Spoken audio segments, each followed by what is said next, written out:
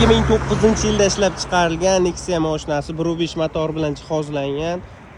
Dons motor holati ideal holatda akalar. Narxi $3660 bo'lsa, baraka qo'yamiz. Tez aloqaga chiqaverasizlar.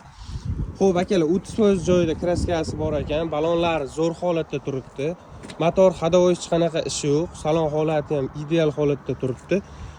Xo'p, 80 talik metan gazlari ustanovka qilingan. Mashina Samarqand viloyatida turibdi. Xohlovchilar olib sotaman deganlarni ham o'z-o'z ma'lum bor. Bemalol aloqaga chiqaverasizlar. Mashina zo'r holatda turibdi. Ko'rib turganlaringdek, salon holatlari ham zo'r holatda.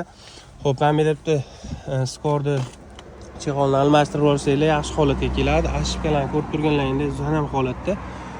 Xo'p, yaxshi rollar qo'yib qo'yilgan.